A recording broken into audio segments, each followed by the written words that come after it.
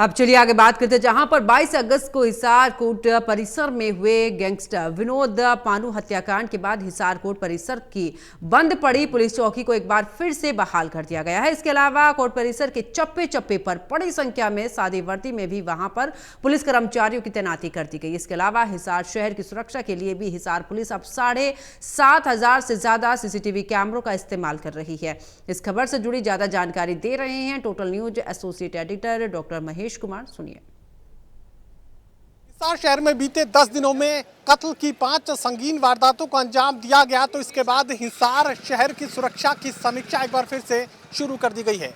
100, 200, 300 या 500 नहीं, पूरे हिसार शहर की सुरक्षा में लगे हैं 7,500 सीसीटीवी कैमरा और पुलिस के पास है इसका पूरा कंट्रोल। चप्पे चप्पे पर पुलिस की निगरानी बनी हुई है। किसी भी आपराधिक वारदात को सुलझाने के लिए अब ह्यूमन इंटेलिजेंस के अलावा टेक्निकल इंटेलिजेंस और सीसीटीवी फुटेज का सहारा पुलिस की तरफ से लिया जा रहा है। एक के बाद एक आपराधिक वारदातों को बदमाश हिसार में अंजाम दे रहे हैं और जल्द से जल्द उन्हें सुलझाने की कोशिश में ये 7,500 सीसीटीवी कैमरा पुलिस के बहुत काम आ रहे हैं।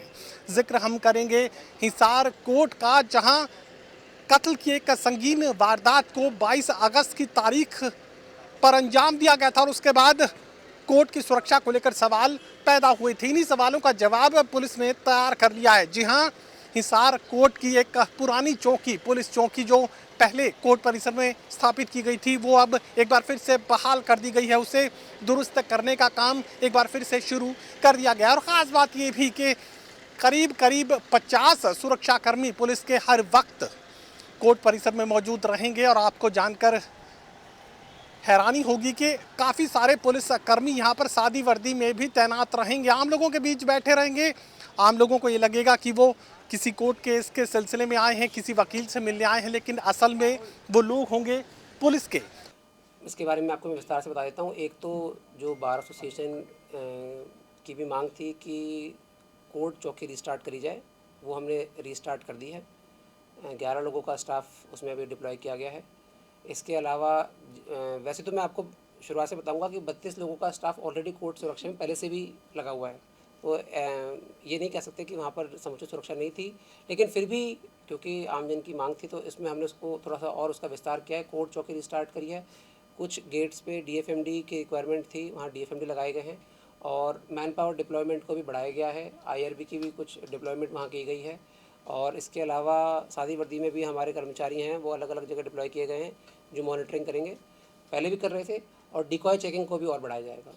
अब कितना स्टाफ होगा सिर्फ अगर कोर्ट परिसर में, जैसे आप कह रहे हैं बढ़ाया 40 से 40 के करीब? हाँ, कोर्ट चौकी को हटा दें तो अगर कोर्ट चौकी का स्टाफ भी मिला लें तो फिर 50 से भी ज़्यादा का स्टाफ। और ये तमाम लोग सादी वर्दी में, सादे कपड़ों में, कुर्ते पजामे में, पैंट कमीज़ में यहाँ आसपास बने रहेंगे ताकि सुरक्षा में किसी भी तरह की सेंध नहीं लगने पाए। कुल 50 लोगों की तैनाती यहाँ पर रहेगी।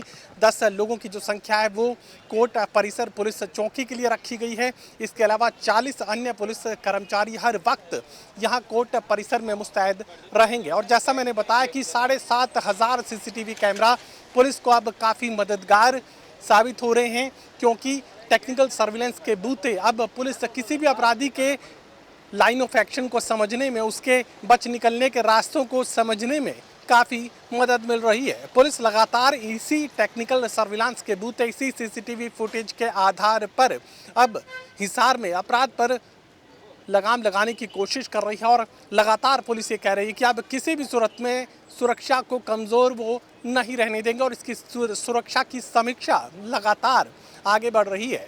सहयोगी कमल के साथ doctor Mahesh Kumar, total news Hisar.